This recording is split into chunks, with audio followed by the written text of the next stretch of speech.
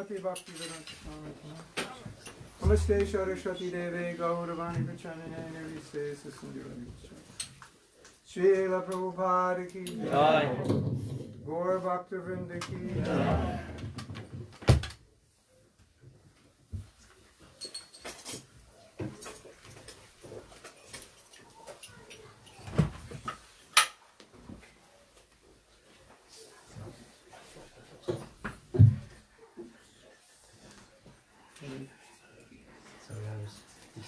Coordinated. Can you plug that in?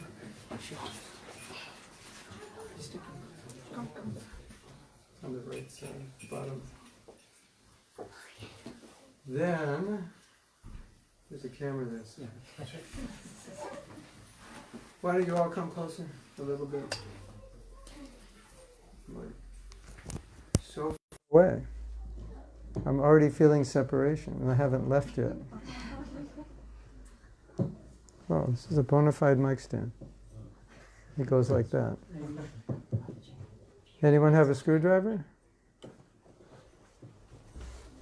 Or a small coin? Hare Krishna.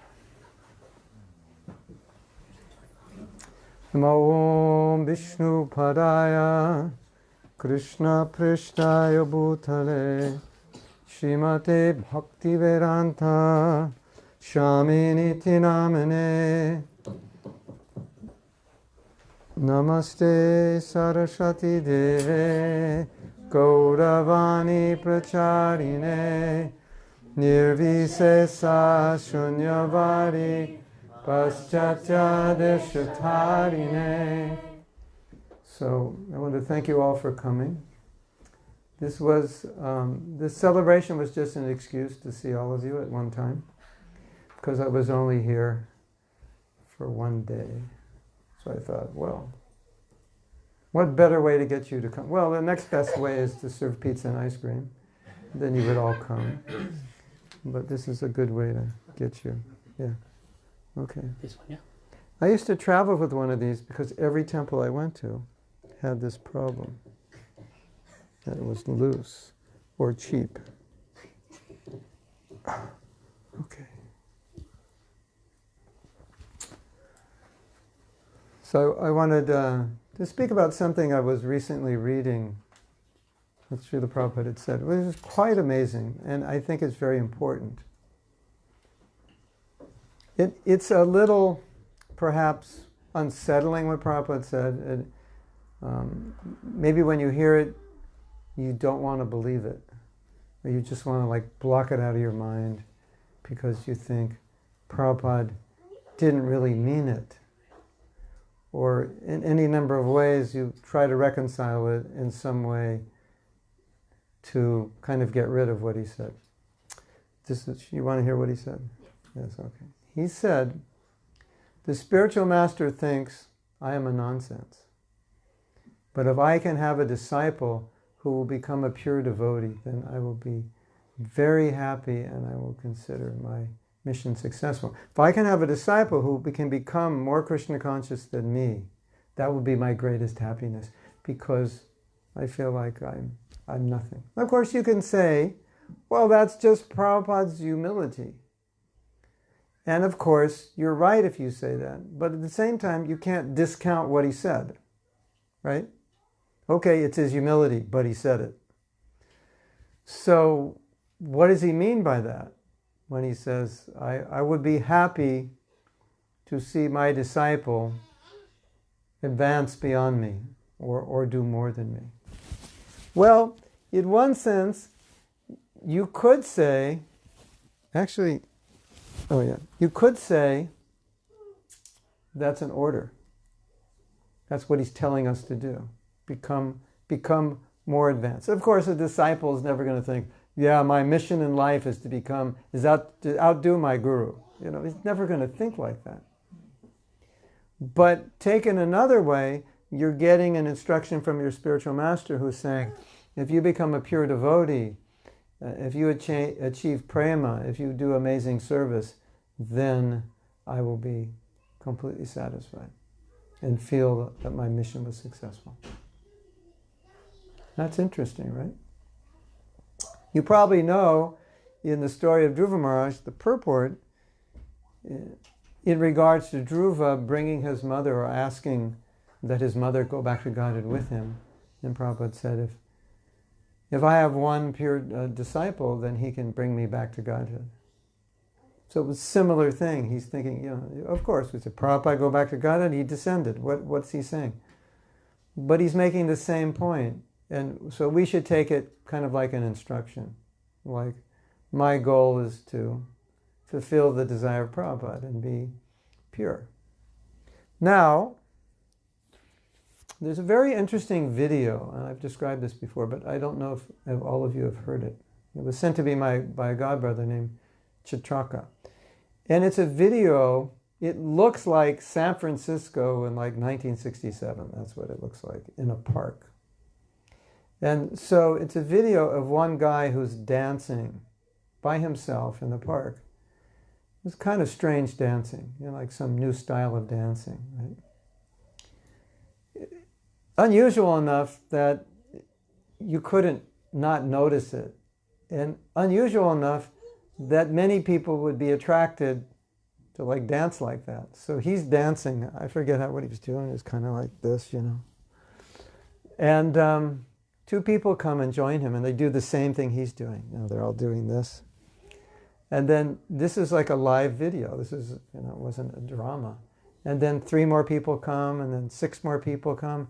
And in the video, there's like 300 people, and they're all dancing. And what was the message of that? It was very interesting. The message was, if those first 2 people didn't come to join him, nothing would have happened. It requires what we call early adopters. So my godbrother was saying, how much are we indebted to the first devotees in 26 Second Avenue? Because if they didn't adopt it, we wouldn't have a movement. Because even though Prabhupada's a pure devotee, you need people to adopt it and promote it. Isn't that interesting? Like, think about it. Think about if Prabhupada's preaching in 26 Second Avenue, people are coming, people are going. No one is saying, can I shave my head? Can I live in the temple? Everyone's just saying, yeah, the Swami's cool. Yeah, prasadam is good. And everyone's just living their life. But the fact that people took it seriously is what made the movement. And if they didn't, think about it. What would we have? What would Prabhupada do? 6 months, 1 year, 2 years, 3 years, no brahmacharis, nothing, right? So what's the message there? It's interesting, isn't it, that the guru needs disciples. Without disciples, he can't promote his message. Now, he may be an amazing speaker, an amazing person, but he needs an audience. And he needs people who set an example of what he's teaching, to show that to others, to show that this works and you should do it. So I kind of wanted to switch around how we normally see, or we often see, guru-disciple, because one of the ways we see guru-disciple is the guru is so merciful and he solves all my problems and he enlightens me and he does this for me and that for me and this for me and that for me and this for me and that for me and this for me and that. And that's why I love him. But here we have a completely different angle of vision, where the disciple is promoting the guru, spreading the message, trying to become a pure devotee, trying to do what he did, or as we see today, now we have godbrothers who have more disciples than Prabhupada had.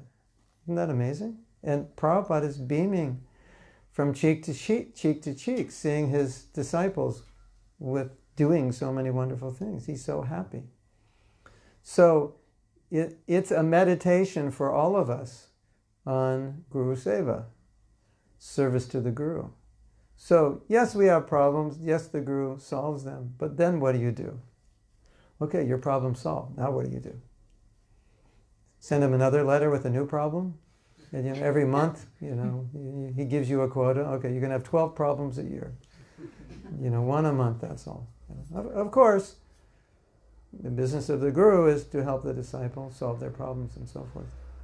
But obviously not limited to that. limited to that. And the important position of the disciple is to understand that the guru can give so much to the world, but they facilitate that. And if they don't facilitate it, then how does the world hear about it? He's, one person. And Prabhupada said this. Perhaps you heard this lecture. He said, I was one person, no money, loitering in the street in a foreign country. And then you young boys and girls, you came one by one. And I could not have done this without you. And Prabhupada said that so many times. And of course, when you hear that, you think Prabhupada's being humble. And of course he is, but when you look at it practically, it's true. I mean, we weren't qualified. We were inspired by Prabhupada, obviously. But if we didn't come, what could Prabhupada do? He said, one old man alone with some books, what could he do? Those are his own words. So this is not just like I'm making this up. Those are his words. He said it. One old man in a foreign country, what could he do? But you have come one by one. So this was, I think it was a Vyasa-puja, and Prabhupada was just appreciating the devotees. Without you, I couldn't have done this. And so indebted.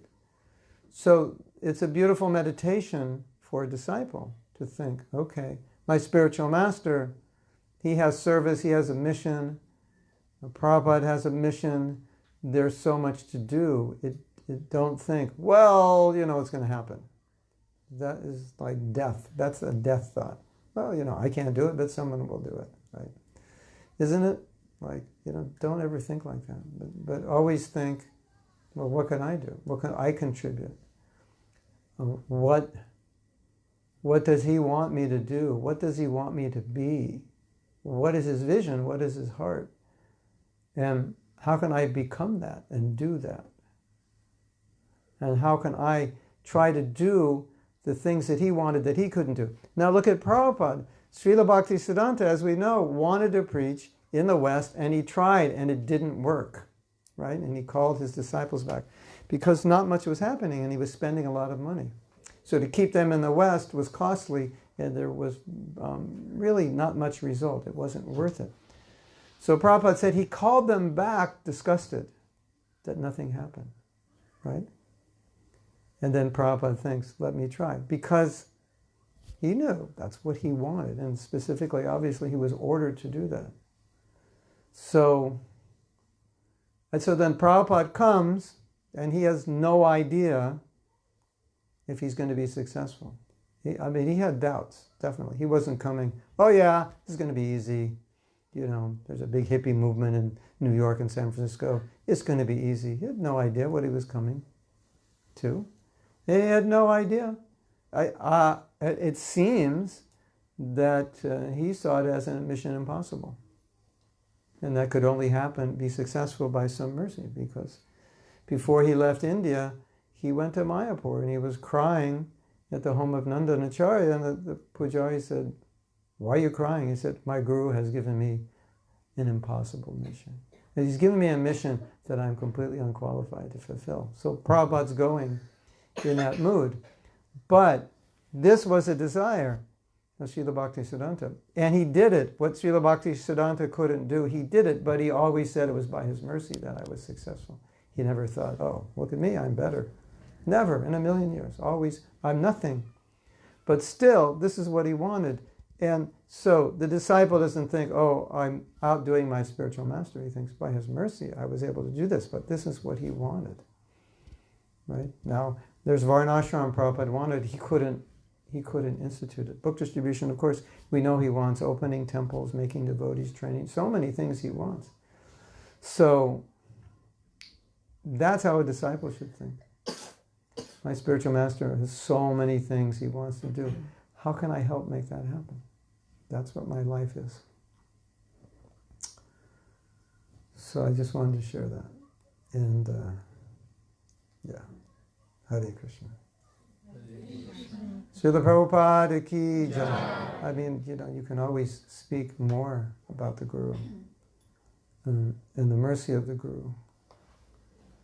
And often on Vyasa-puja, I speak about things that for most devotees seem quite inconceivable, like you becoming guru.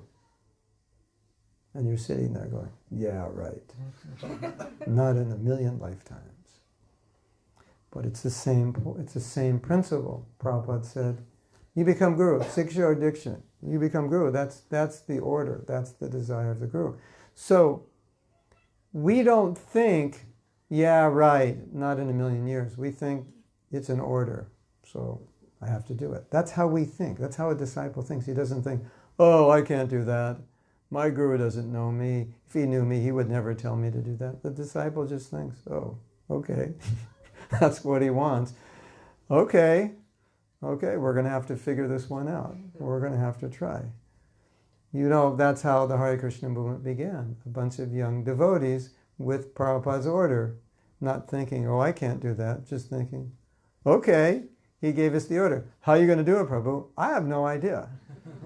But he gave the order, so, you know, let's roll up our sleeves and get to work. Well, what are you going to do? I don't know. Something, try something. So that was our mood because that was Prabhupada's mood. You know, Prabhupada's prayer, you know, or Prabhupada's statement when I came to New York, I didn't know whether to turn left or right. I didn't know where to go. I didn't know what to do. And then, of course, Krishna did so much magic for Prabhupada by bringing him so many devotees and resources. We were telling the story, you probably heard this story, but it just goes to show Prabhupada is here struggling alone, and some man says, why don't we make a record? So the first record was called the Happening Album. Hare Krishna, Krishna Krishna, Hare Hare. That record. So they make this record, and then some man from Macmillan, which is one of the biggest publishers in America, maybe the world at that time, writes a letter to the temple, I want to order the album. And Prabhupada says, well, just go and bring it because it's Macmillan and maybe you can talk to somebody. So Brahmananda's like, yeah, right, Macmillan's going to publish our book. Yeah, in a million years they'll never publish it. Prabhupada said, just go anyway and ask. Okay, Prabhupada said, so when he says, we do it. So he goes there. It's an accountant, so he's in the accountant apartment. He says, is there anyone, you know, in the religious publishing department, this and that? And the guy walks in to the accounting office, and he sees Brahmananda and Adoti. And he says, we're looking for a Bhagavad Gita by an Indian Swami. Do you know anyone who has one? Oh, yeah. Let me think. Yeah. Oh, yeah.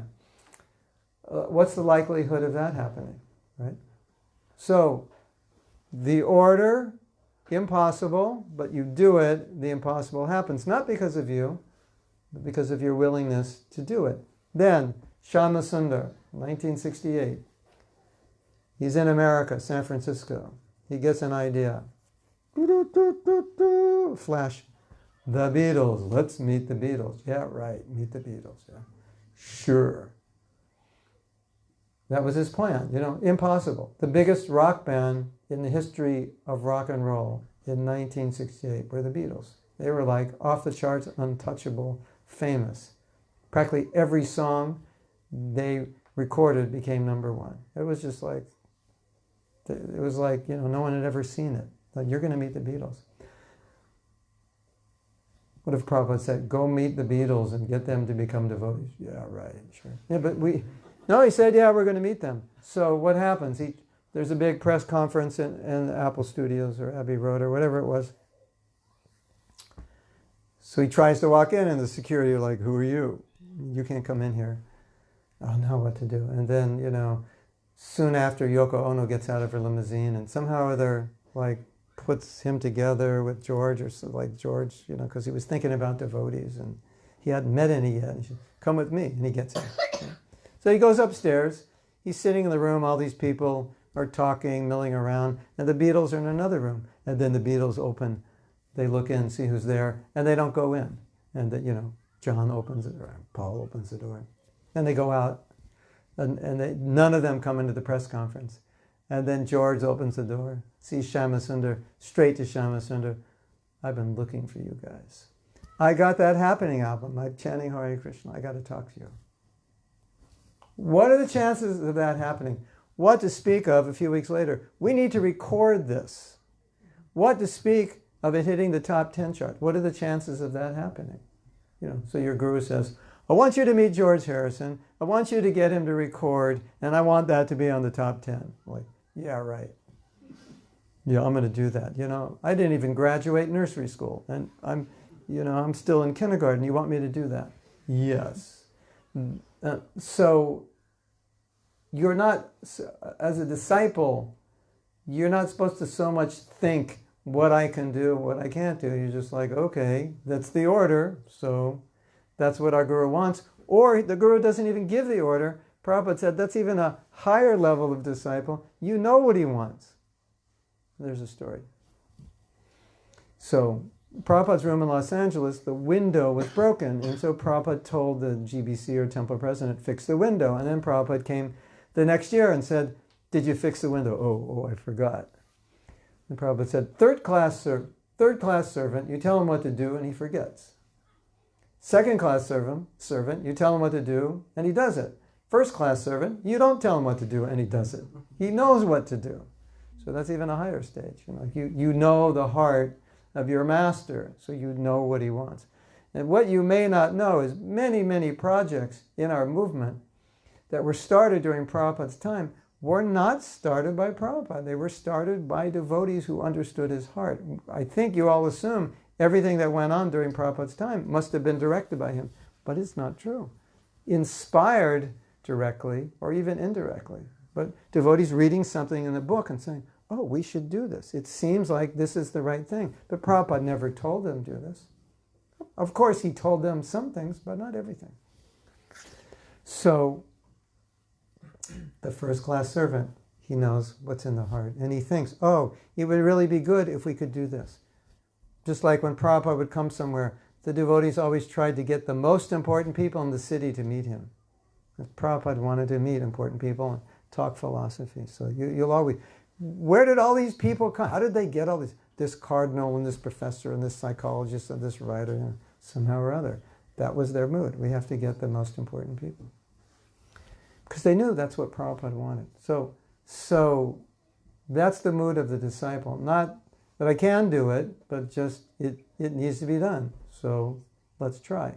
And of course, a lot of you are sitting there thinking, well, that was you Prabhupada disciples, but you're talking to us. You realize who you're talking to? We're not like you. Yes, I realize who I'm talking to. But what I want to share with you is we thought trying to do the impossible was fun. It wasn't like we were scared. We thought, well, this will be fun because the worst that can happen is you'll fail. I'm going to go meet the Beatles. And you don't, so what's the problem? You come back and say, I didn't meet the Beatles, and everyone will say, well, I knew you couldn't do that. It's not a problem. But it was fun to try. You got to Abbey Road, tried to get by the guards and, sending cakes, shaped like apples, to the Apple studio and, this and that. So it's fun to try. So that's how we saw it. And it's like, well, this is like so big, so enormous. This will be exciting to try to do it. And then, of course, you all know the manor was purchased for £1. Did you know that? Because he couldn't donate it, tax it. So after all this, and then you get Bhaktivedanta Manor, which is like the nicest or one of the nicest properties in ISKCON. For £1. Imagine Prabhupada saying, get that manor for £1. Yeah, right.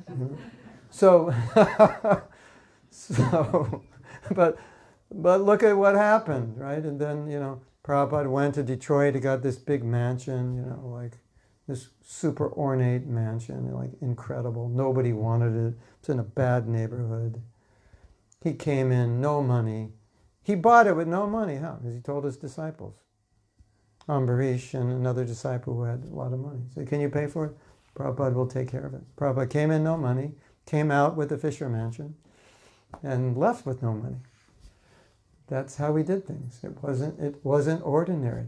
So because we witnessed so many things that weren't ordinary that Prabhupada could do, like he could walk in with hardly any resources and somehow or other pull it off, right? Pull off of the purchase of a church or purchase of this building or starting this and starting that. So, we kind of just believed in miracles, and that's why we were willing to try anything, because we realized, well, it's not me that's going to do it. It's just like get the machine rolling and see what it produces. Hit the button, get the motors rolling, and who knows what'll come out the other end. It was like that. So, and then the devotees, it's like a bunch of 22-year-olds. And Prabhupada said, actually not even all 22, maybe more like 20. He said, we need money, so why don't you start an incense business?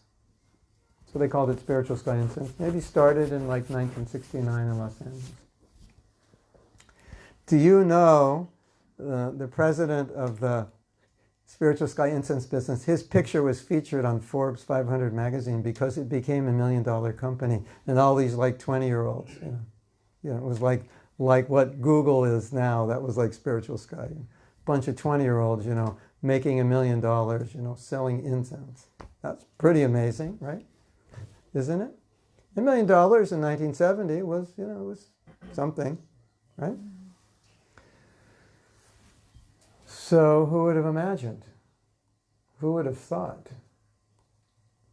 So that's the mood of the disciple. And so I think that's important. It's not just the guru is there for your benefit, but you're there for his benefit. And don't ever think you can't benefit your guru. Don't ever think, who am I to benefit my guru? I'm nobody. No. You can do so much. You can arrange so much. You can facilitate so much.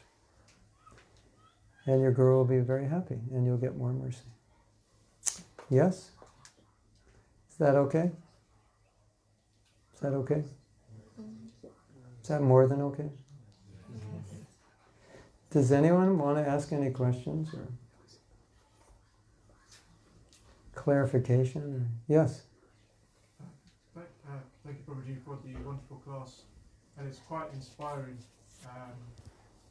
One of the things that you said about Srila Prabhupada saying he's just an old man, and so on and so on. I was looking up the quote, and I was wondering from your own experience, what was the most difficult thing that you faced? What was the most challenging thing that you had to deal with? In Prabhupada's service? Dealing with the devotees?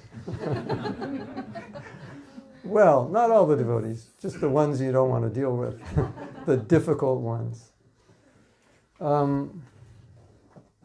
It wasn't the austerity of preaching. I think for me personally, it was having to take on tasks that I wasn't qualified for. And in very difficult situations where we didn't have resources, where I didn't know month to month how things were going to go on. Like I didn't know if the temple would be existing. I didn't know how it would exist next month because we didn't have the resources. So you're going into a situation which from a material perspective, you wouldn't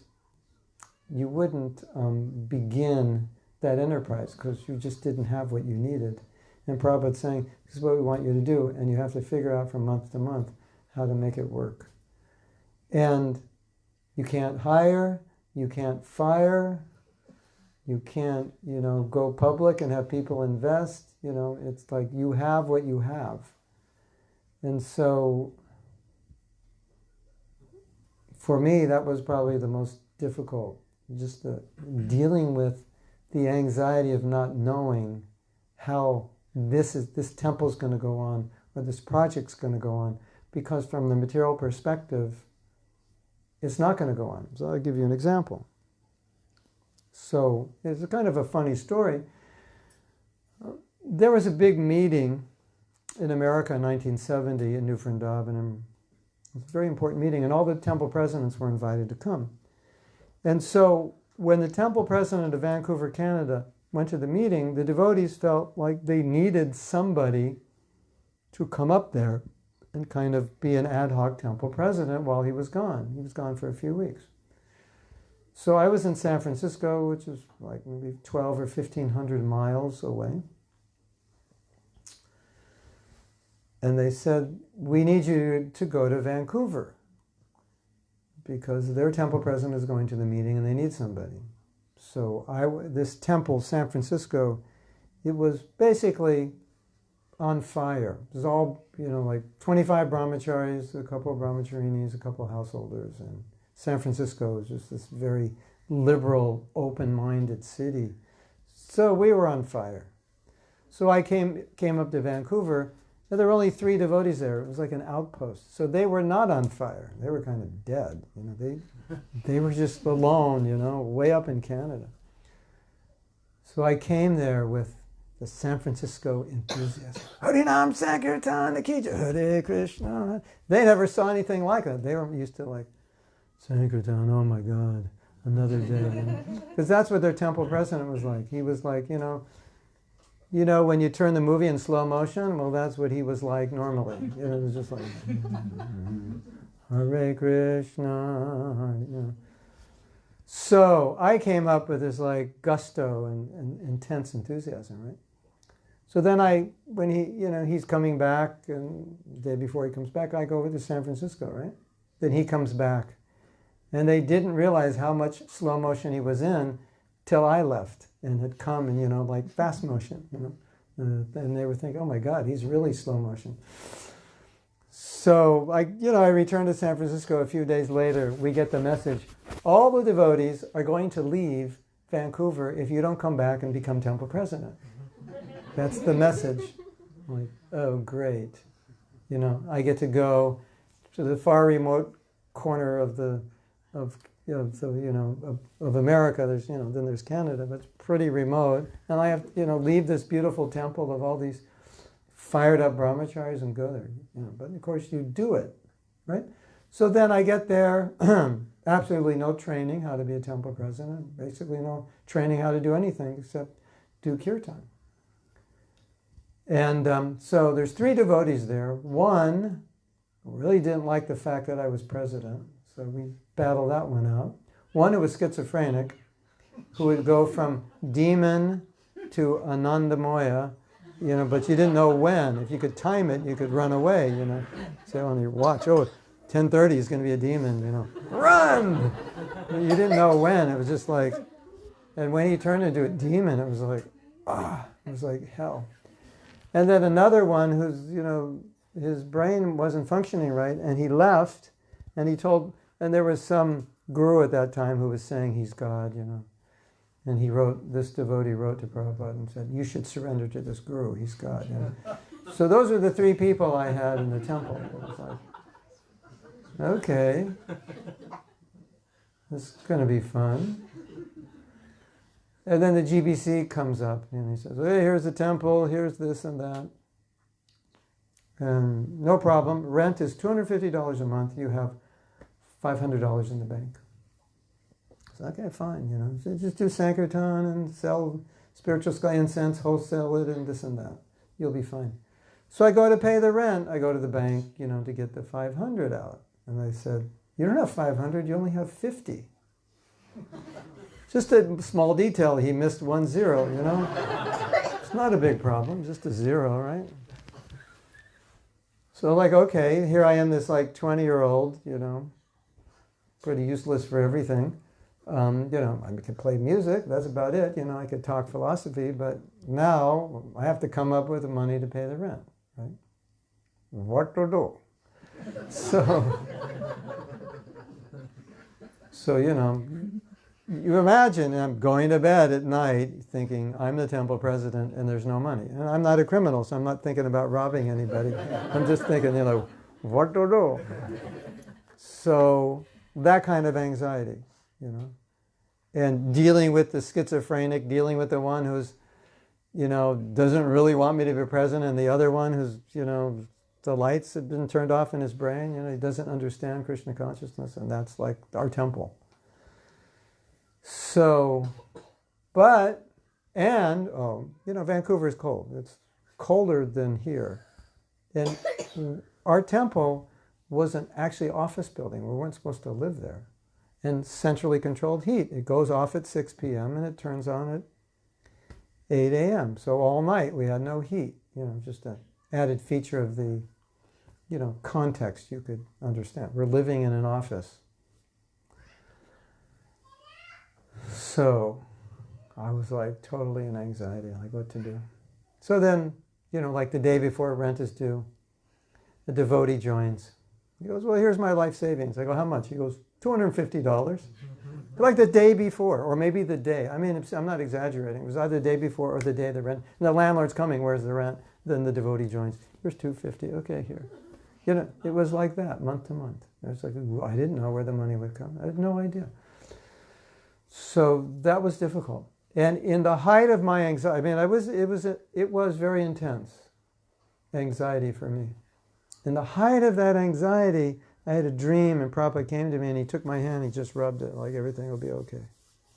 And then what happened? It was amazing. So, this is a good story, because it goes along with what I was saying before. We had this devotee. He's really funny. He shows up in the temple. He had just come from Montreal, French-Canadian. He shows up, I said, what are you doing here? He goes, well, periodically I bloop, and my bloop period's over, so I thought I'd stay in Vancouver, That's what he's like, if you could imagine. It's like a comedy, the ISKCON was like some big comedy show. I was like, okay, whatever, we need more devotees. So he stays like 6 months, and then he says, time to go. And I said, why? He goes, it's my time to bloop. I'm serious. That's what he said, this is my time to bloop. He says, I have some friends. There's a place called Vancouver Island. You have Vancouver, and then there's some water, I forget what it is, Hudson Bay or whatever. And then there's another island called Vancouver Island, and there's a city called Victoria, because, British Commonwealth and like that. So he goes over there, and about a week later he calls us up and he says, well, I'm in a house with all my friends, and they all want to become devotees. You have to come over. So we go over, and there's this house of hippies, and they're doing artik in their underwear, and I'm serious. It's hippies, playing guitar for, and this is a true story, right? So I say, okay, we're going to treat your house like a temple. So, we did the morning program, clean the temple, and say, well, every temple goes on Harinam. So we'll go on Harinam. And of course, the beauty of Krishna consciousness in those days is when, you go to a city for the first time, no one's seen a devotee. I don't know what a devotee is. It's kind of, an odd thing to see, especially doing kirtan. So that was our program in the 70s. You just go out, in the early 70s, you just go out and kirtan. So we went out in the street, kirtan, and there were so many people that stopped. They were flowing off the sidewalk into the street. And they were taking magazines out of our hands. They wanted to know what we were doing. It was amazing. It was just like, the book distributors were like that, just people grabbing them. And then about an hour and a half, maybe 2 hours later, the police came and said, you can't do this. You're like stopping traffic. So, okay. Then one or two of the devotees living in the house who were single, the rest were married, they came back with me. And they came to Vancouver. And then we went back. We only stayed a day or two. And like a week later, this devotee calls me up and said, we all moved, because they lived in the country. He said, we all moved to Victoria. We got a house. We started a temple. We need a temple president. So all of a sudden, there's a new, I started the temple, you could say. All of a sudden, there's another temple with like 8 devotees, right? And then gradually in Vancouver, people just started coming, just like out of nowhere. It wasn't like we preached them, just knock, knock, knock. Yeah, who's there? I want to join. Why? Because I want to. Have you seen this before? You know anything? I've seen you chanting on the street. Looks fun. Let me in. Like that. It's just like that, So gradually, the schizophrenic devotee and the devotee that didn't like me and the other one, they left for other temples or left ISKCON. And all these really nice devotees came in, it was like a year later, we had like 2 temples and like 20 devotees. And I'm the big bhakti maker, Mahatma, Das, strategic bhakti maker, No, just like a helpless person trying to run a temple because he was asked to do it in complete anxiety. And Krishna said, okay, I'll help you. So I wrote Prabhupada a letter and he said, you should think you have no qualification to run the temple. And I was thinking, I already know that. He said that you should pray to, he was saying it generically, like whatever service you do, you should think you have no qualification, and you should pray to Krishna to give you qualification. So we used to pray every day, Krishna, please send devotees. Please send, please send. So he sent all these wonderful devotees, and then from that, I eventually left to join a traveling preaching program, and then a couple of the devotees who had joined from that big group of hippies came to Vancouver and became like the temple president for 20 years, and the whole thing just built up. They got huge properties, and so you don't know what's going to happen. I mean, look what's going on in England. It's huge. Like if I came here just to visit to preach, it'd take me 2 months just to go everywhere, right? You think the initial devotees had any idea what was going to happen here? But you could say those initial 4 devotees are responsible for all this. Right? Were they qualified to do all this? Maybe, maybe not. Doesn't matter. They just did it. They started the machine. They wound it up. So that's my personal experience. And so many other things that we are asked to do, it's like, okay, let's do it. Do you know how to do it? No. Do you know how to swim? No, but if you throw me in the water, I'll figure it out. Because I don't want to die. Basically. That's basically. That was ISKCON, 1970. You don't want to die, so you'll figure it out. You wanted to please Prabhupada desperately, and everybody was doing wonderful things. So it's like, okay, we need a school, we need a farm. You know how to farm? No idea. I've lived in the city all my life, but Prabhupada wants a farm. Okay, we'll figure it out. We need a school. You know anything about schools? No, but we need one. We'll figure it out. Of course, we made mistakes. I can't say that we should do it exactly like that now, but you understand the principle. So that willingness of the disciple to do what the Guru wants, even though he's not qualified. Yeah. So I think I felt that Prabhupada appreciated what I did because it was so hard for me, because I had so few resources and I had to deal with difficult people. So I think he understood. And so he comes in the dream and just rubs my hand, says, it'll be okay. Like, wow, like he knew. That's amazing, isn't it? And that dream was in 1970, and I remember it. That's interesting. It was such a profound experience. You don't remember little things from 50 years ago. I remember the dream. How many dreams do you remember? Like any? I remember that dream 50 years later. It was like, the context was so intense. So Prabhupada appreciates it. When you go through that anxiety and you get a lot of mercy and you make advancement. Yes? What is the origin of the Brahma Samhita? Very nicely. Oh, the origin? The origin. How I recorded it, or why I recorded it, or what was the... musician before you joined Prabhupada? When we were young, there was a song. Do you want to be a rock and roll star? And if you do, then something like, get a guitar. Yeah, that was my song. Yeah. I don't, you can look that song up.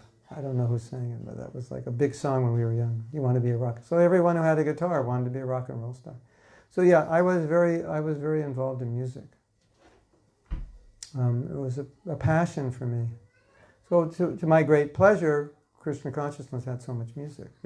Got rid of my guitar, learned mridanga, learned harmonium. So that was a great pleasure. So this is an interesting story, and maybe you can relate to this. Musicians always dream about creating beautiful music, but in the 70s, you want to create beautiful music, you have to hire an orchestra, because how are you going to get all these instruments? And all of a sudden, in the 80s, synthesizers came out, which were synthesizing trumpets and strings and clarinets and saxophones. And it was like, this is what musicians had been waiting for. And prior to that, to have that facility, you'd pay like $20,000. And now they were coming out with keyboards for $1,000, $2,000. So this was the early 80s. And I, found out about it. And being a musician, I said, this is too good. I can't, I didn't play music at all. I said, I can't not notice this. So I actually invested, and I got, synthesizer, and this is when computer music started, right in the beginning of computer music, before, when there were a million bugs in it. So I just started doing it. It was a passion. And I thought, well, let's use it for Krishna somehow or other. So, but the story of Brahma Samhita is really interesting, because it has very deep philosophical underpinnings. So we're working on an album. It was called Our Only Shelter. It had 4 songs. The song of King Kulik Shekar, you heard that song. Krishna Tadiya Parabhanga Chapan Sharantam. If you heard me sing it, it's on that album. And Hare Krishna, Krishna Krishna, Hare Hare. That's on the album, and a few other songs. So we're working on this. And the technology was so new, and there were so many bugs, we were going nutty. It was taking us forever. And then in the middle of the project, we realized the computer we had couldn't run the software we needed, because the software we were using wasn't good enough. So we had to sell the computer, get a new computer, get new software. It was those old floppy disks and green screens, But it was amazing what that software could do. And as a musician, I was like, wow, this was like a musician's dream. So I had a devotee that I helped become a devotee, and he was like a major in visual and audio arts. So he figured out how to use it all, and so we worked together. And so we're working on this. It took us 3 months to finish this album, right? Our Only Shelter. And one afternoon, he had to go somewhere, and he left me alone. We were working together, tried to finish the project, and he left me alone for 6 hours. And I used to play the Brahma Samhita on my harmonium. Dun, dun, dun, dun, dun, just for fun, just in my room, just. So instead of just, the traditional Indian, Chintamane pakarashat mansuka pavriksha laksha briteshu surabhira vivalyantam Lakshmi sahasrashata sambhama sevyamanam govindamani prusham tamaham bhajami. That's the way you do it. That's the meter. But being, raised in the West with Western music, when it goes in my head, it comes out modified. Chintamane pakarashat mansuka Pavriksha, dun, dun, dun, dun, laksha. So I was doing that, and I thought, I was playing it, and I was thinking, this is really interesting, because it's the meter, but behind the meter are Western rock and roll chords. So you don't know what it is. You don't know if it's rock and roll. You don't know if it's coming from South India.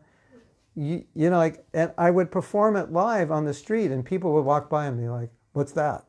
They couldn't figure it out. It was just like, that is cool. That's really cool. They didn't know what it was.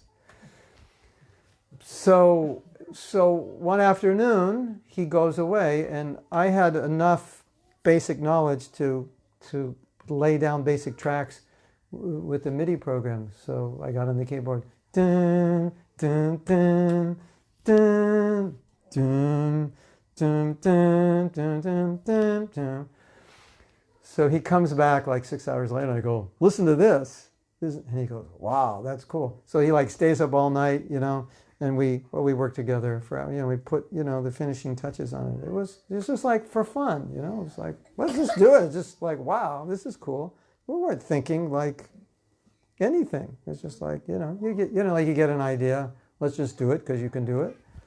Not thinking anyone's going to like it or not like it, but just we'd like it, So he works, he finishes it. I think the whole thing, we spent 6 hours maybe from start to finish. And then the next day I sang it, sing the verses and maybe re-record a few, but basically just sing it.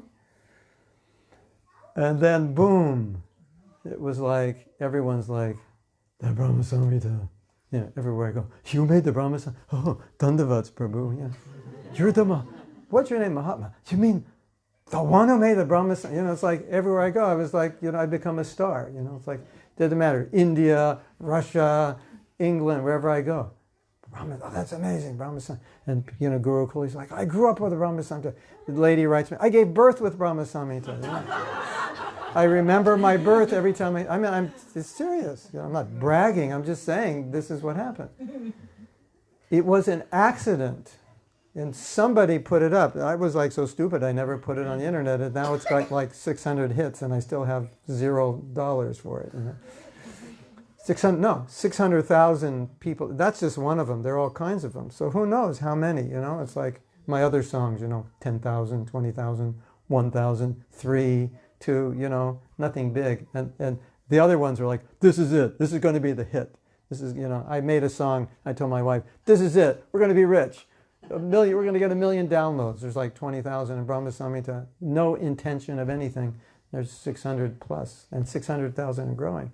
So the moral of the story is, Prabhupada said, our ambition is we don't have ambition. We just want our ambition, just we want to serve Krishna. It's not like, I want to be famous for the Brahma Samhita. You know, I did it. And in Delhi temple, in front of the gift shop, for like the last 20 years, the only song you hear is Chintamani Prakashatman. You know, everyone tells me, they play your song. And I go there, they play my song. You know, I come back 5 years later, they're playing my song. I go, do you ever turn this song off? No, we love it. We're not. So like, you know, like who would expect, right? You know? So Prabhupada said, the devotee has no ambition. He just wants to serve Krishna. So it's like you don't know, right? It's the same point. You go, you know, start this project. You don't know what'll happen. You know, I'm not like some, you know, big fancy musician. It was just an inspiration and a simple chord progression, and something amazing happened. You know, and I've tried to outdo myself with other recordings and spend more time. And like, you know, I come up with my new CD and I go, this is it, the new CD, 14 years in the making. You know, and then it's like it's out. You know, it's on the internet. Everybody has it, and everywhere I go, they go, Brahma Samhita. I don't say anything about that. I'm like, no, you're going to say, that song, Radhe Shyam, that's amazing. No, Brahma Samhita. You know, like, but you don't know how much money I spent on that last album, how much time, you know. You're supposed to like it more than Brahma Samhita. No, Brahma Samhita, that's it. So, you know, what can you do? It's just how it is, right? So, you know, you never know. Yes? I'd like to add, as you were speaking about the recording of the Radha Krishna temple, on this day it's 48 years. Really? It's recorded on this day? Oh, wow. Amazing. Fantastic. Hare Krishna. Yes? You finished off your telling of the story that our ambition, quoting Prabhupada, our ambition is that we don't have any ambition. Mm-hmm. We just want to serve Krishna. Earlier you were telling us a story of how the 70s and the 80s, everyone is a full-time devotee living in the temple, and thus their only occupation is to do what the temple needs. And the needs of the temple may change from time to time, as you illustrated. Yes. Now the majority of devotees live outside of the temple. Yes. Choosing to work outside of the temple. Yes. Parameters, and then they use their hours here and there to squeeze in some service. Yes. What's the future? Strategy? No. How do we create a strategy for the future of the movement where the devotees feel empowered that they are truly part of the movement? And how will the movement survive with part-time volunteers? Mm-hmm. This is being recorded. So turn off the cameras. This is a very opinionated, you know, this is because it's kind of like, what's the crystal ball, you know? So I could express an answer in terms of my desire, the way I'd like to see it, which I think is best. But first I would like to say that the biggest book distribution temple in America has no full-time devotees. They did it with the congregation. But they mobilized the congregation in a way where they could distribute more books than any other temple. But that's a result of a powerful Vaishnava sitting there. Yes. So when these powerful Vaishnavas who are full-time devotees go, and the leaders are also part-time devotees. So I'm looking not Okay, yeah, so, now, like all right. 15, 20 years. So you become that powerful Vaishnava. You know, I think maybe there's a contamination with ISKCON that we think, okay, well, the powerful Vaishnavas will be gone and it'll just be us. And what a mess it will be. We have to be those powerful Vaishnavas. That's one. So, but even if you say it's a powerful Vaishnava, say, but he created a strategy which could be copied. You know, obviously needs inspiration, but he created a strategy, so that's one thing. My personal opinion is that in the long run, for the movement to grow on a bigger scale, big as it needs to be able to functionally manage, you're going to need people who are paid, you know, who are you know, they're highly qualified. Because a highly qualified person, you pay for him, but he does so much, so he brings in so many people and so many resources. I was listening to a broadcast by some Christian organization, huge organization. They administer to maybe 1 million people in various congregations around the world. And he said, our central office has 700 employees. To do all the work that's necessary to administer to 1 million people, they have 700 employees who are paid. So I kind of, you know, there's a reluctance to that model because we should engage in service without asking anything. And I think all the devotees who would serve and be paid don't want to be paid, but they can't serve if they're paid because then they have to work. So it's not that they're doing it for money. It's a practical issue. So, you know, it's going to be different in every temple. Every temple is going to make their decision. Should they pay? Shouldn't they pay? Who should they pay? How much should they pay? But from my personal experience, you have limitations of how much you can grow if you don't have an infrastructure, you know, because it crashes. So that's my personal opinion. I like that model because it creates stability. I was managing a temple, and, you know, you get your staff, you've got your accountant, you've got your head pujari, you've got your temple commander, you've got the person in charge of maintenance, you have everything, right? And you don't know how long it's going to last.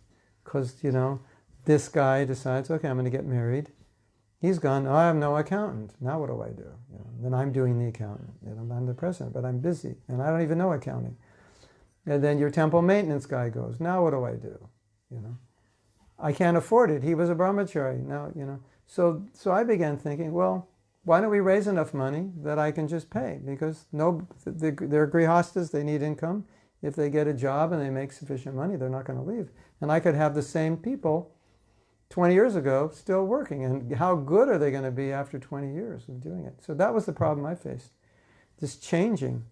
And not necessarily expert, because I couldn't hire people, so I couldn't hire an expert. You know, in our congregation, we have expert accountants. I couldn't afford them. I didn't have the money. So I just had to get this devotee who's kind of like, she's not an accountant. And, you know, I go, Prabhu, where's that check? I don't know. I mean, that was like normal for him.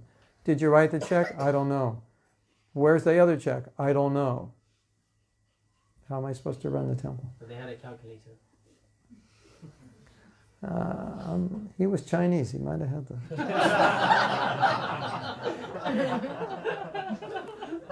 But it was very frustrating for me because it was very difficult to manage the temple because I couldn't see any stability to it without being able to have all the key positions covered by people who are not going anywhere. They're not going to leave the country. That's their country. They're not, and they're capable, and I don't have to worry about it. That was my dream. So I started a program to get the congregation to support the temple so I could support those devotees. Some people prefer the other model, just an entirely volunteer model. A lot depends on the manager. Like, so if you ask me, what would I want if I was managing, I would say I want all the positions covered by stable people who will be here. And I'll stay as long as they stay.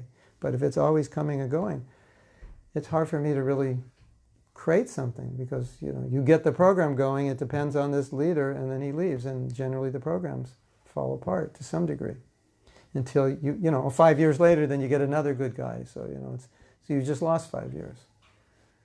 That's my experience. So I think it's really up to the managers. I don't think there's a right or wrong way. You could quote Prabhupada and say he didn't want it, but he didn't really want people wanting the job for money. It's different if I say, would you do this? I'll pay you what you make in your job, or I'll pay you what you need. Would you do it? That's a little different, because you're not asking for it. Yes? Can I have your request? Oh yeah, it's time to stop. The fun is over, but we're going to have different kind of fun. We're going to do kirtan. Is that okay? Is that right? Oh, offerings. You don't need offerings. Who needs offerings? All right. Make it short and sweet. How many offerings? 3? Okay, 3 offerings. 3 short offerings. Wake me up when the offerings are over. Hare Krishna.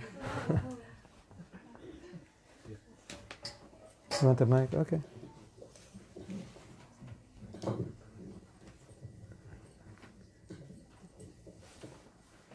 Hare Krishna. Dear Guru Maharaj, please accept my humble obeisances. All glories to Srila Prabhupada, all glories to you. Another year has passed and the wonderful, auspicious occasion of your appearance day has arrived. Year after year I struggle to find the words to write an offering. What can I say that can glorify you? What can I say that captures what you mean to me? Guru Maharaj, you taught us to live and breathe Prabhupada. Books, lectures, classes. You showed us what love for the spiritual master looks like. Service, service, service. You showed us that every moment is an opportunity to glorify and serve the spiritual master. You showed us that even though we are not pure, if we follow the spiritual master's orders, then that is pure.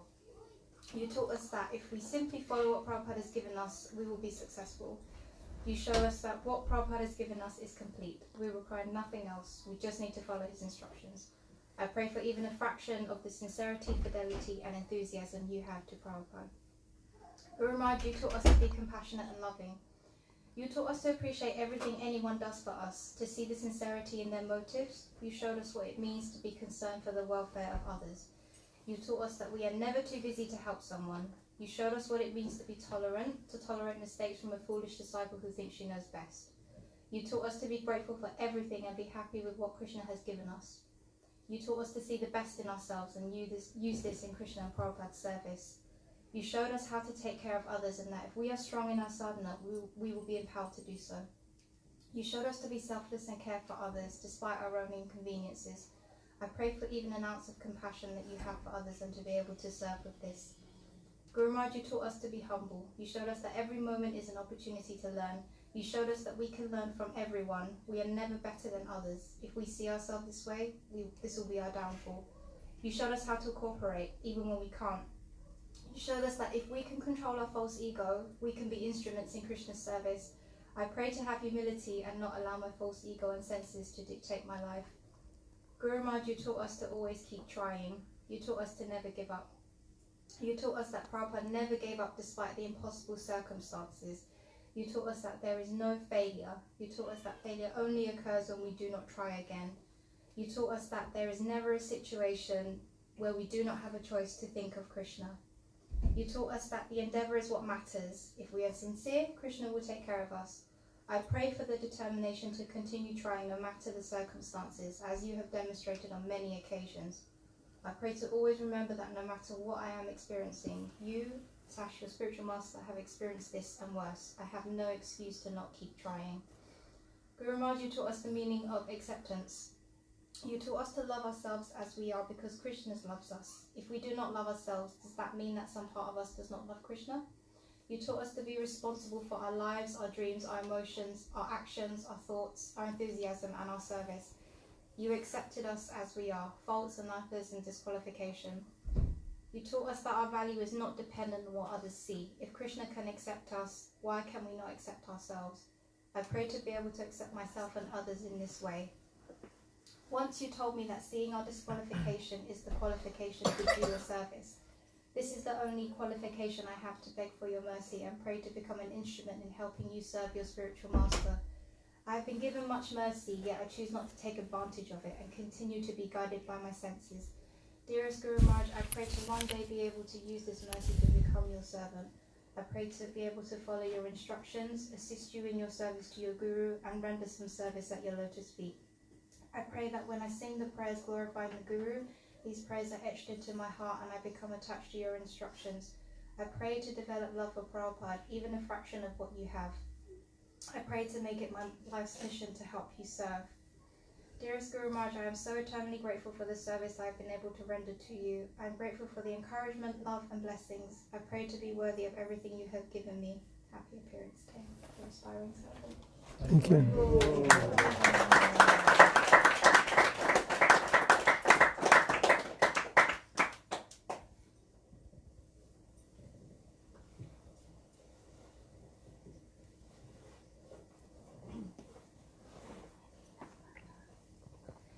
Hare Krishna, dear Guru Maharaj, please accept my humble obeisances. All glories to Srila Prabhupada.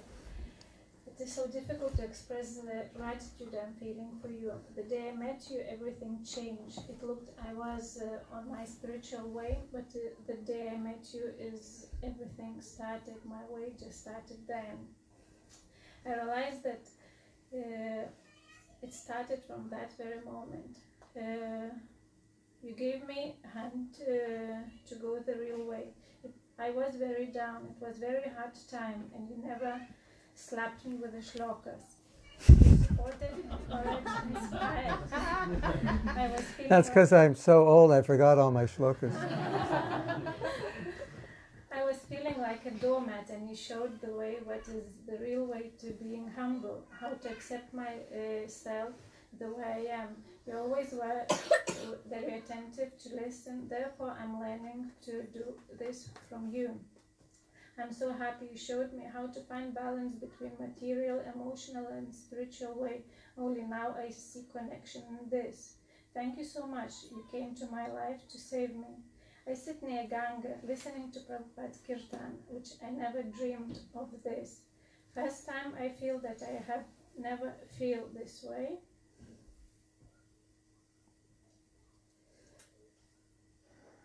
Only this moment I'm realizing how blessed I am to have opportunity to follow you. Thank you, thank you, thank you. I'm wishing you that your body would carry you still for so many years. We will need you for long, at least for 108. It will be good.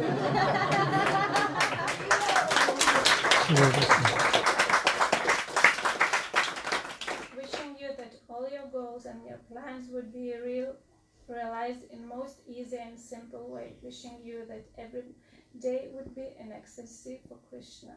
For you. Hare Krishna.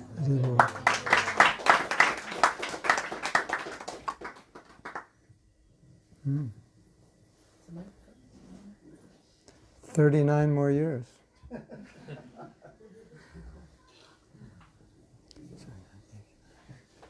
Yeah.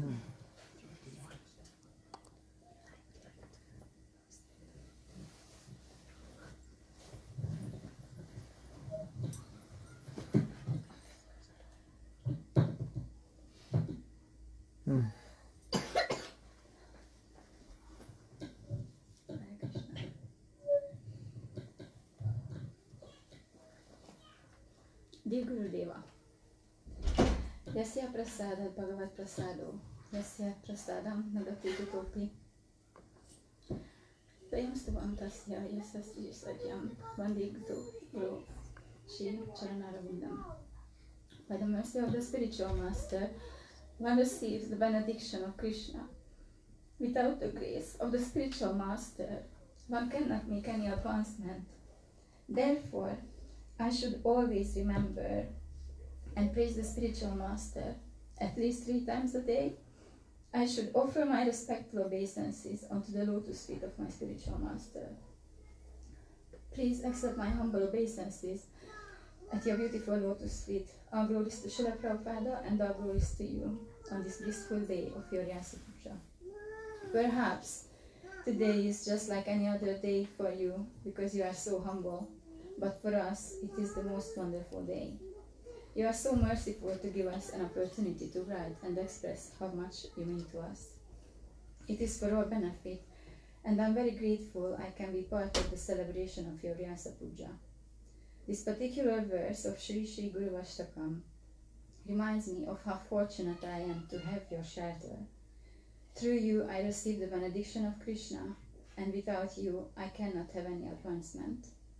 I'm more and more coming to this realization. My mind is fighting it, but my heart is getting stronger. I should always remember and praise you. I should always remember your wonderful qualities, not only today, but every single day with every single breath. And I should always remember whatever little good is in me, it is coming from you. As I'm reflecting on the past year and the years before I came to Krishna consciousness, and since our paths crossed each other, I must say a lot has happened, and not all of it was pleasant, but from these unpleasant events, tremendous change came, and I gradually coming to know myself and what I need to change in order to serve you in a nice way. Finally, for the first time in my life, I'm making conscious decisions based on principles and values I'm learning from you. You also reminded me of what was lost and where I compromised myself and my beliefs. I'm more aware of my weaknesses, and because of your careful guidance, I know how to overcome them. I have learned what it means to take responsibility for myself and for my actions. I'm learning how to love myself and how to love and appreciate others. I'm finally open to accept the things I cannot change and find ways to carry on with hope and faith that one day I will be the best version of myself by your mercy. I'm learning all of these things from you.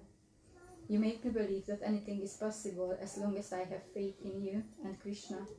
You motivate and inspire me to look beyond the material and aim for a higher purpose. I know I have not completely surrendered yet. I have not been your obedient child, as my old ways are looking for opportunities to pull me back to the darkness.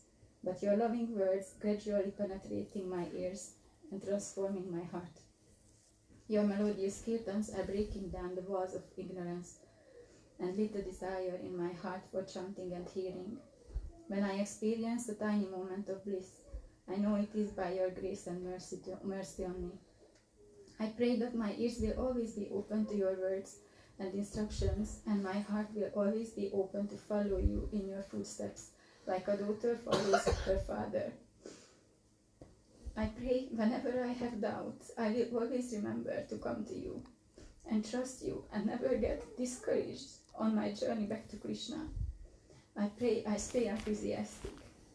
The vision of going back home with you keeps me going on those dark days. You are my guru and saving grace, but I like to think of you as my loving spiritual father, and it brings warmth to my heart. Abandonment has been present in my life ever since I was born, and perhaps I expected this to happen with you. But now, I know that you will never abandon me. I know, and most importantly, I feel in my heart that you have the purest intention and love for me, the kind of love and compassion I have never known before. Thank you so much, dear Gurudeva, for caring for me so much. All glories to you and your wonderful service to Srila Prabhupada and to us. With love and gratitude, your fallen daughter and insignificant servant. Hare Krishna. Hare Krishna.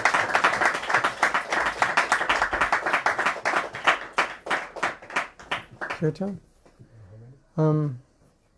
I would need a table. So I heard a rumor that the Radharani song may become as popular as the Brahma Samhita. And by popular demand, it's been requested.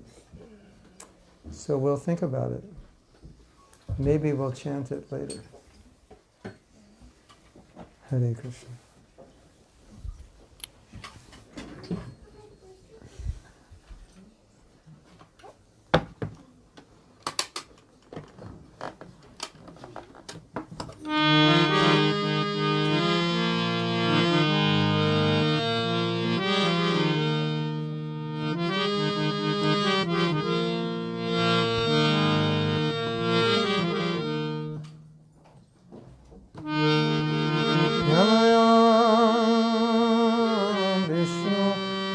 Radhaya Krishna Prestaya Bhutale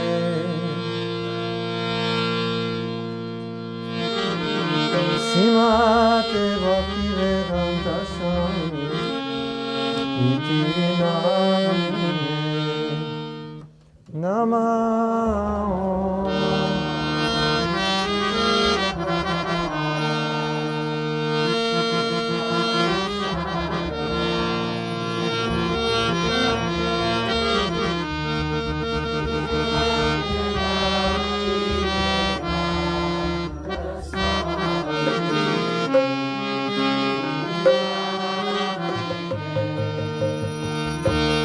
Namaste Saraswati Devi Varahamani Pracharine Devi Sasa Samyavani Prastya Visatarine Namaste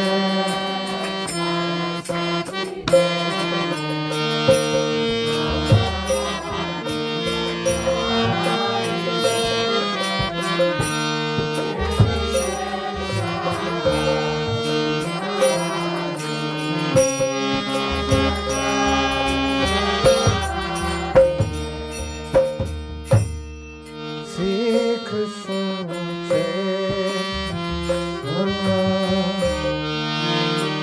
Prabhu Nityananda Sri Advaita Gadadhara Sri Vasudeva Gaura Bhaktavrinda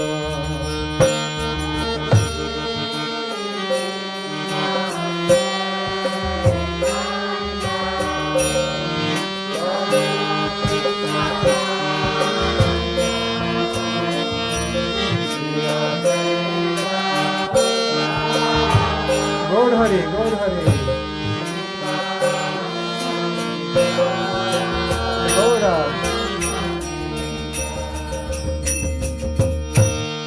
Shri Krishna Chaitanya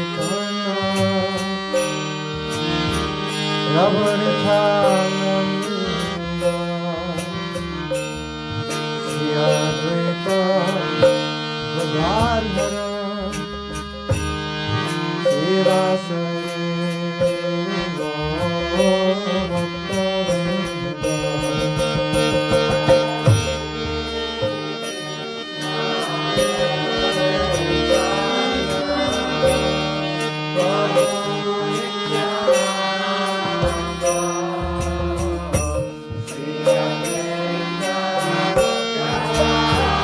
Gaur Hari, Gaur Hari.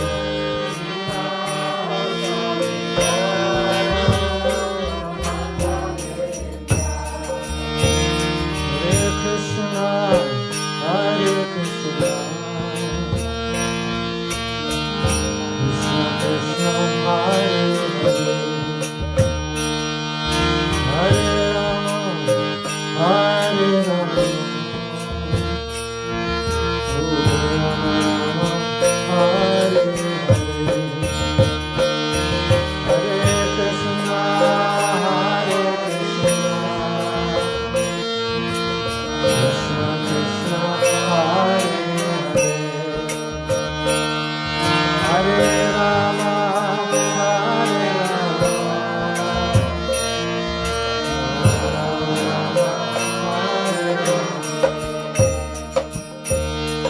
Hare Krishna Hare Krishna Krishna Krishna Hare Hare Hare Ram, Hare Ram, Rama Rama, Hare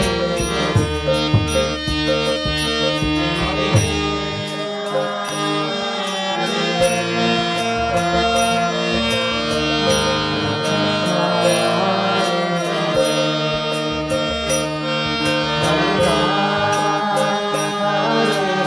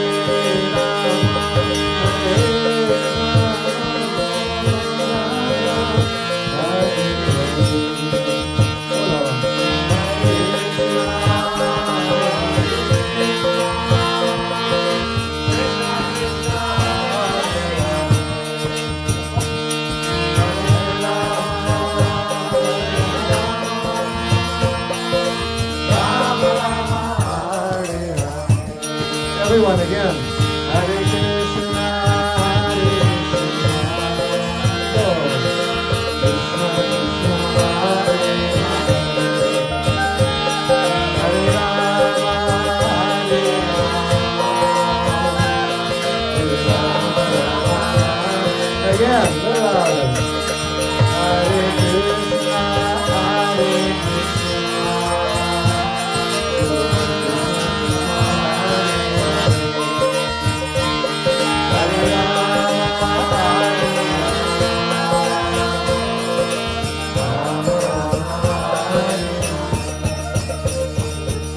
one more time together. Hare Krishna, Hare Krishna, Krishna Krishna, Hare Hare, Hare Rama,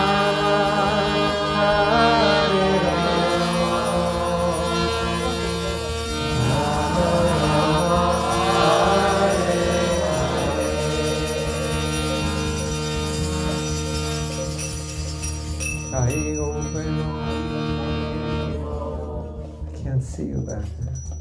Okay, we're going to sing the Radharani song, but you have to come up closer. Otherwise, I won't sing. Standing up.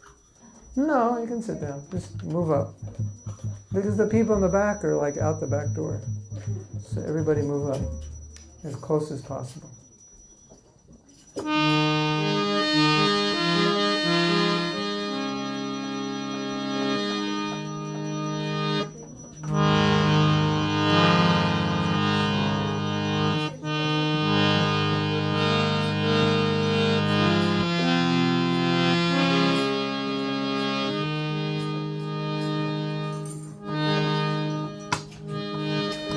That's the beat.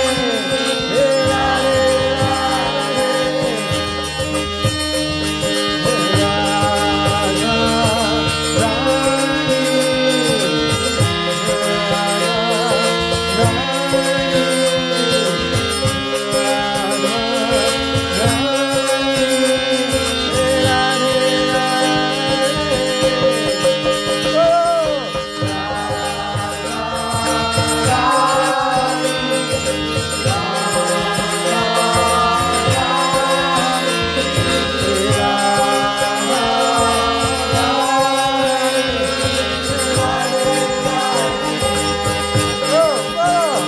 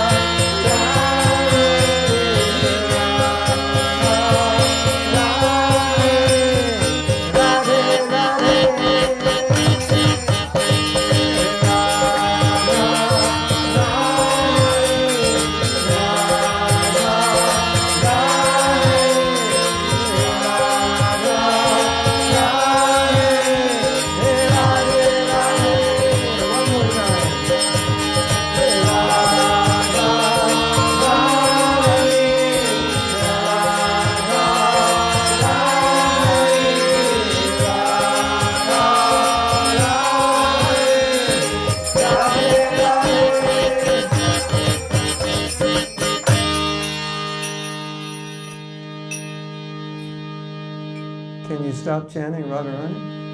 It's really difficult. Radhe, Radhe. Radhe, Radhe.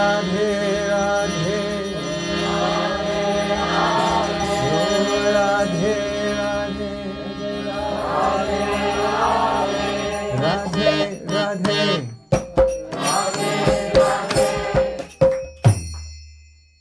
Next year. For now, you just go to bed thinking Radha,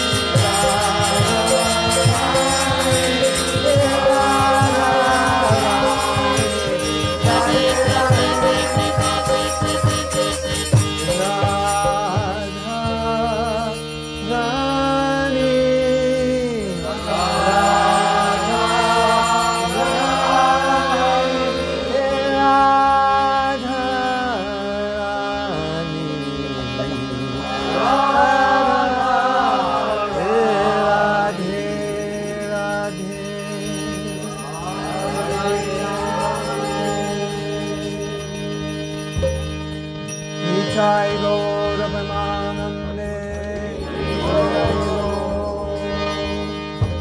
Srila Prabhupada ki jai, Shri Gaura Nitai ki jai, Gaura Bhakta Vrinda ki Nitai Gaura Premanande. Mahaprasade Govinde, He Nama Brahmani Vaishnave, Sapa Punyavato Rajan, Vishwaso Navajayate. Now we're going to sing your favorite